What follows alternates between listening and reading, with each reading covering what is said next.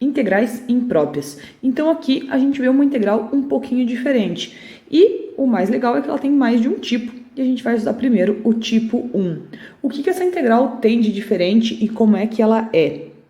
Ela é um tipo de integral definida, só que a gente estava acostumado a ter uma integral definida no intervalo AB. O intervalo que a gente tinha era A, B. Mas e os outros intervalos que a gente tem? Por exemplo, o intervalo de A até infinito, ou de menos infinito até B. Esses caras aqui, se é que eu não posso calcular a integral neles, então é exatamente isso que as integrais impróprias falam. É quando a gente tem, em um dos extremos do nosso intervalo de integração, o infinito. A gente já sabe que infinito não é um número, então como a gente resolve integrais onde tem infinito? E não somente em cima, poderia ser somente embaixo, desse jeito, ou ainda a gente poderia tentar calcular isso daqui. Já fazendo um link com a questão de áreas que a gente acabou de ver, isso aqui seria calcular toda a área abaixo da função. Então, por exemplo, x² seria como se fosse calcular tudo isso aqui. É possível? Não é possível? Bom, e se a nossa função fosse assim? Isso aqui é possível calcular? Isso dá um número? Isso não dá um número? Então, é esse tipo de coisas que a gente estuda em integrais impróprias. Na nossa primeira situação, a gente tem essa daqui. Repara que essa integral aqui, ela vai ter que existir, tem um t aqui em cima, para todo mundo que for maior do que a, que é o nosso número aqui de baixo. Então, se isso daqui existir para todo t maior do que a, então a gente resolve essa integral aqui como? Bom, a gente troca o infinito pelo número t e aplica limite. Então, a gente troca esse infinito por toda essa informação aqui. Por quê? Porque essa integral com números, a gente pode falar assim, mesmo que aqui esteja a e t, com números a gente sabe resolver essa integral. Uma vez que a gente sabe resolver essa integral, esse cara ele vai estar em função dessa variável t. E depois a gente calcula um limite para ver quanto isso dá. Então, essa é a primeira alternativa que a gente tem. Logicamente, que como a gente está falando de um limite, pode ser que esse limite exista, pode ser que esse limite não exista. Se ele existe, então a gente pode dizer que essa integral tem uma solução. Caso contrário, essa integral ela não tem solução. A nossa segunda situação é bem semelhante, só que agora eu estou com o t aqui embaixo do meu intervalo e eu quero que essa integral exista para todo t que seja menor que o b.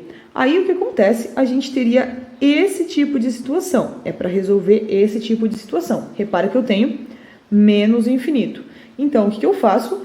Eu substituo o nosso menos infinito por duas informações.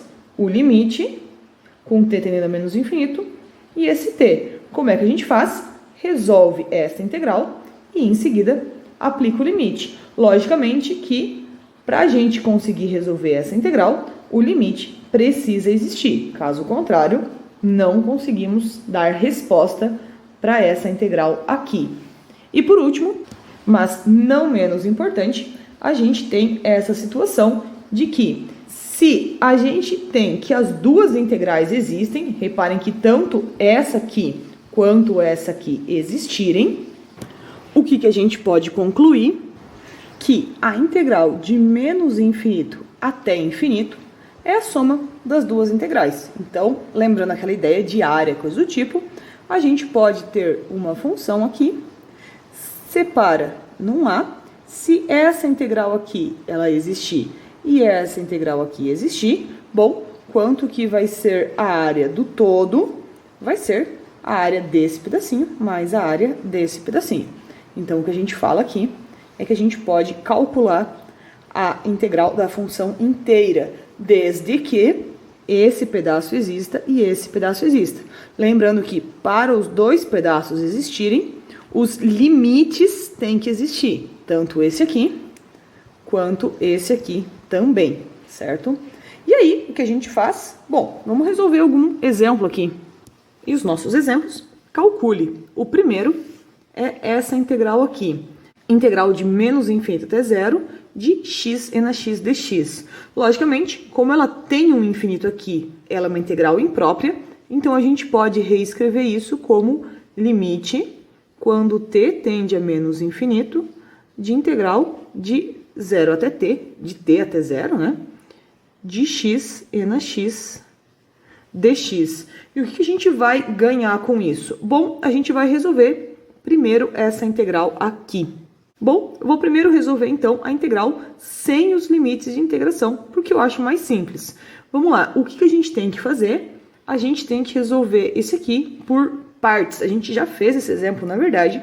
Como é que ficaria? Eu tenho que definir quem é f, vou descobrir f', e tenho que definir quem é g'. Aquela ideia de que os polinômios a gente sempre tenta baixar o grau, então essa construção é a melhor possível. O f sendo x e o g' sendo e na x. Derivada de f é 1, integral de e na x é o próprio e na x.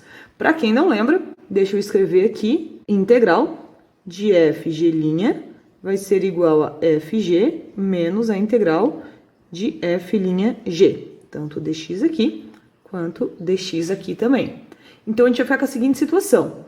A integral de x e na x dx vai ser igual ao quê? F vezes G, então x e na x, menos a integral de f'g, ou seja, e na x dx. O que nos dá que essa integral aqui vai valer x e na x menos e na x mais constante. Aí, a gente pode direto resolver o limite? Não, vamos primeiro colocar os extremos. Como é que vai ficar, então? Só pensando nos extremos, se a gente tem essa situação aqui, a gente vai pegar a nossa primitiva e colocar em t e em 0. Lembrando sempre f de b menos f de a. E b é o cara que está em cima. E aí, como é que fica isso? A gente tem 0 vezes e na 0 menos e na 0, menos da fórmula t e na t menos e na t. Esse cara dá 0, esse cara dá 1. Então, a gente fica como resposta menos 1 menos t e na t mais e na t. E o que a gente faz, então, com essa resposta aqui? A gente calcula a integral que a gente queria, ou seja, a situação que a gente nos colocou, que era essa daqui. Acabamos de descobrir que essa integral vale isso. Então, podemos trocar tudo isso daqui por isso daqui. A gente vai ter, então, limite quando t tende a menos infinito de menos 1 menos t e na t mais e na t. E aí, como a gente resolve esse limite? Primeiro de tudo, esse limite é uma constante, a gente sabe resolver. Esse cara aqui, ele também a gente consegue resolver, porque e na menos infinito, isso aqui tende a ser 0. O maior problema, então, estaria aqui no meio, porque se a gente fosse substituir, a gente teria isso daqui, que é mais ou menos como menos infinito vezes 0, que é uma indeterminação. Então, o que acontece? Vamos fazer um pausezinho aqui e vamos relembrar uma maneira de resolver o limite quando t tende a menos infinito de t e na t. O que a gente pode fazer com isso daqui? Bom, a gente já sabe L'Hopital, então a gente vai poder usar L'Hopital sempre que a gente quiser. O problema é que a gente não está numa situação para poder usar L'Hopital. Então, a gente vai ter que dar uma pequena organizada. Repara que a gente poderia escrever isso como t e na menos t. Então, esse cara iria para menos infinito, certo? E esse cara aqui de baixo, ele seria e na infinito, porque seria menos infinito com aquele menuzinho que tem ali assim. Então, ele seria menos infinito sobre infinito. Bom, a gente tem um menos aqui, vamos colocar ele na brincadeira. Então, agora a gente tem infinito sobre infinito. E então, o L'Hopital diz que se a gente tem infinito sobre infinito, a gente pode derivar a parte de cima e derivar a parte de baixo e tentar calcular o limite. Então, a gente teria limite de menos 1 dividido por o quê? Bom, a derivada de e na t é o próprio e na t, vezes a derivada do expoente, que vai ser menos 1. Então, o que a gente tem? Menos 1 dividido por um cara muito grande, porém negativo. Por quê? Bom, colocando o infinito ali, a gente teria menos e na infinito. Esse cara aqui, ele tende a ser menos infinito. Então, em cima é um cara fixo, embaixo alguém que cresce muito. Então, isso aqui tende a zero. Então, a gente tem a seguinte situação.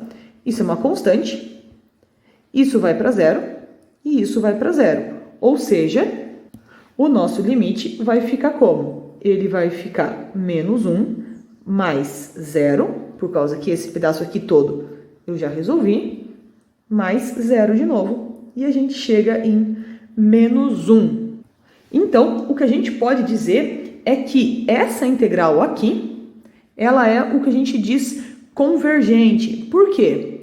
Porque se o limite existe, as integrais impróprias, elas são ditas convergentes. Se elas não existem, se o limite que a gente calculou aqui, por algum motivo não dá um número, lembrando que para o limite existir ele tem que ser um número, não pode ser infinito ou menos infinito, então, se der algum problema, se o limite não existir, a gente chama de divergente. Então, nesse caso, o que a gente pode dizer é que essa integral que a gente resolveu, ela é convergente e converge para menos 1. Se a gente fosse olhar o gráfico, a gente teria essa situação aqui. Repara que o que a gente calculou foi toda essa área aqui, pintadinha de rosa. E o que acontece? Eu posso, então, dizer que a gente está toda com a função abaixo do gráfico, certo? Aqui, se a gente aproximasse bastante, você vai ver que isso aqui tem uma diferença para o zero o tempo todo. A gente pode falar o que, então? Que a área da nossa função, neste intervalo de integração que a gente usou, reparem, no intervalo de integração que a gente usou, vale quanto? Bom, lembrando que a nossa função está inteira abaixo do eixo x, então ela é módulo da integral, que dava menos 1, ou seja, dá 1. Olha que interessante, a gente tem aqui uma área que ela é infinita, porém ela tende a ser um número, não dá infinito, ela não cresce gigantescamente como o que a gente imaginaria de uma parábola. Repara que essa área aqui, conforme a gente cresce, vai cada vez aumentar. Essa aqui não, ela vai diminuindo e a gente consegue dar um valor para tudo isso daqui até lá no infinito, no caso, menos infinito. E aí, o que acontece? A gente pode, então, trabalhar com integrais impróprias também para calcular áreas. Isso é uma coisa bem interessante. Lembrando que a integral, exatamente essa integral, a resposta é menos 1, negativo mesmo. Porém, se a gente nos referir à área da função, aí sim a gente vai precisar trabalhar com o módulo. Próximo exemplo, então, a gente tem essa integral aqui. Integral de 1 até infinito de 1 sobre x dx. Bom, como ela é uma integral imprópria, a gente precisa substituir o infinito por t ou qualquer outra letra que agrade vocês. Então, a gente vai ter essa situação aqui. E esse é bem tranquilo, a gente pode inclusive fazer direto. É bem simples esse exercício, a gente sabe uma primitiva para 1 sobre x direto, então olha o que vai ficar. Limite, quando t tende a infinito, de ln do módulo de x em 1 e em t, certo? E o que a gente faz agora é simplesmente aplicar nos extremos do nosso intervalo, que é 1 e t. Lembrando sempre que é primeiro o f do de cima, depois o f do de baixo. Então, a gente vai ter ln do módulo de t mais ln de 1. Não preciso do módulo. Na verdade, não preciso desse módulo aqui também, porque t é um cara positivo. E aí, o que acontece? Qual que é o limite desse cara aqui quando t tende a infinito? Lembrando que ln é uma função assim, quando o nosso t for para infinito, a nossa função ela cresce devagar, mas ela cresce muito. Ou seja, esse limite dá infinito. Ou seja, a gente pode dizer que a integral integral de 1 sobre x, neste intervalo de integração, ela é divergente. Por quê? Porque o limite ele não existiu. Olhando o nosso gráfico, a gente teria essa situação aqui. Repara que, por mais que a função cada vez mais se aproxime do zero, esse espaço que tem, ele é ainda muito grande. Então, cresce esse número. A integral vai crescer e a gente não consegue definir como foi feito nesse primeiro exercício aqui, certo? Então, a gente não consegue calcular a área. Esse espaço aqui, ele é ainda muito grande, ele tende a ser infinito. Por mais que ele pareça uma coisa pequena, a gente não consegue calcular. E nos resta, então, ir para o nosso terceiro exemplo, que é este aqui, integral de menos infinito até infinito desta função aqui. Repara que eu peguei um exemplo bem simples, ele pode parecer difícil, mas a gente conhece a primitiva. Mas, antes de pensar na primitiva, a gente tem que ver como a gente pode resolver esse problema. Lembrando que, se a gente tem infinito em cima e embaixo, a gente tem que separar isso em algum ponto. Qual ponto? O ponto que a gente quiser. Eu poderia colocar aqui 50, eu poderia colocar 20, eu poderia colocar menos 47, mas eu vou colocar o zero, porque eu acho o zero um espaço legal para a gente dividir. 1 sobre 1 mais x quadrado dx, mais a integral aí de 0 até o infinito da nossa mesma função. Uma coisa legal é que, se eu resolver uma delas e for divergente, acabou o exercício. Se eu resolver uma delas e encontrar um valor, vou ter que resolver outra. Se eu não encontrar nada, não existe, certo? E essa é a importância da gente fazer os pedaços separados. Às vezes a gente quer fazer tudo junto e a gente acaba errando o limite, certo? Então tem que cuidar bastante.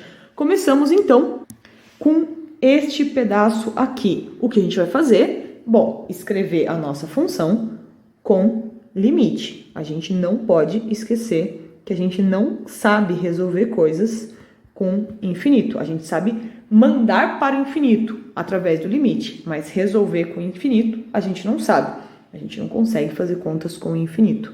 Então, isso vai ser a integral de t até zero deste carinha aqui. E o que a gente vai ter, qual que é a primitiva disso daqui? É uma primitiva que a gente lembra, por isso eu vou fazer direto. Vai ficar como? Vai ficar arco tangente de x em t e em zero. Bom, a gente agora tem que separar nesses negócios aqui, nos extremos, vai ficar limite de arco tangente de zero menos arco tangente de t. Arco tangente de zero é zero, certo? A gente não tem muito o que fazer, arco tangente de zero é zero.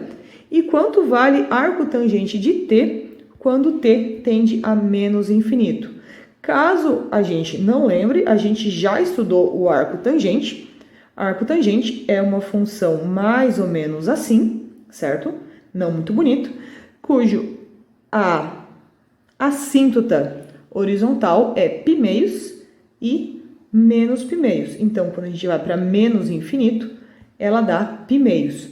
Lembrando que a gente vai ocupar já depois, quando ela for para mais infinito, a gente vai ter π meios. Então, este limite aqui, ele ficaria assim, 0 menos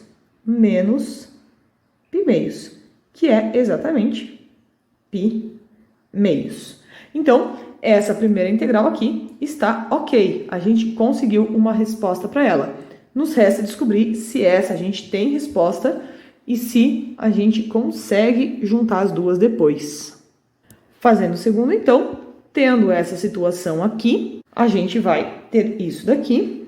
Então, limite, quando o nosso t tende a infinito, de integral de 0 até t, 1 mais x quadrado dx. Por que não fazer junto? Porque senão, quando a gente chegar no limite, a gente vai ter t aqui, vai ter t aqui, atrapalha. Você pode tentar fazer junto, desde que vocês coloquem letras diferentes, certo? Então, aqui resolve com t, aqui, sei lá, resolve com U ou qualquer outra letra, pelo menos diferencia bem que são dois limites distintos que a gente tem que fazer. Não é o mesmo limite, são dois limites separados, tá? Então, aqui, de novo, a primitiva a gente conhece. Então, a primitiva é arco tangente de x também. E a gente vai ter que colocar em 0 e em t. Lembrando que sempre primeiro em cima.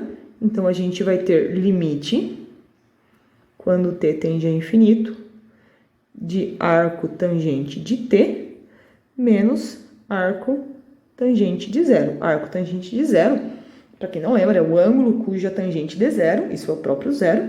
E esse aqui, acabamos de explicar, dá meio. Então, a gente tem meio mais zero, que é meio mesmo. E aí, que passado isso, a gente pode resolver de fato o nosso problema. A integral de menos infinito até infinito, de 1 sobre 1 mais x² dx. E quanto dá resolvendo, então, essa integral? Bom, isso nada mais é do que uma integral mais a outra integral. A primeira deu resposta meio, a segunda também deu resposta meio. Ou seja, a nossa resposta é π. Logo, a gente pode falar que essa integral, ela é convergente, certo? O convergente vai acompanhar vocês ainda há bastante tempo, esse nome novo que vocês estão vendo aí, talvez pela primeira vez, vai aparecer bastante, tanto em cálculo 1 quanto em cálculo 3. Quando a gente fala de sequências e séries, a gente sempre se refere à convergência, converge para um número ou não. O gráfico, ele seria assim, de novo, é pequenininho, né? Passa só até o 1.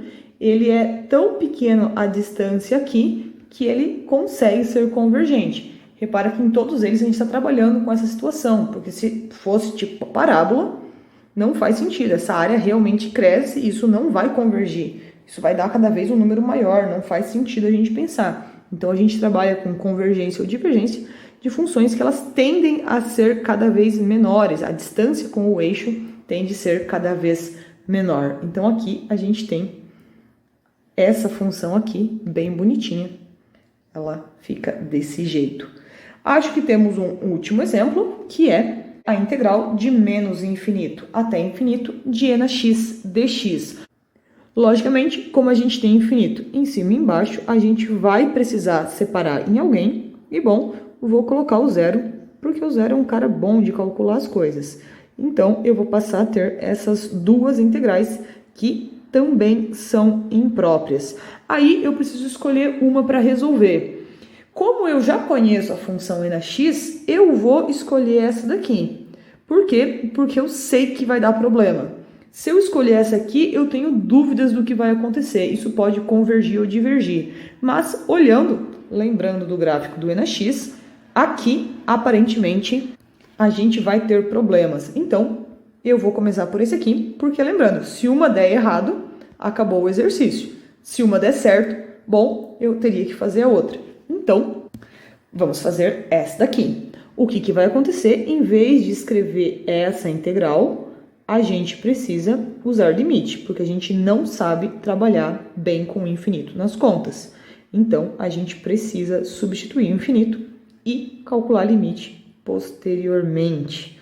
A integral de e na x é a mais difícil de todas, é o próprio e na x, então a gente vai ter a situação de e na x em 0 e em t.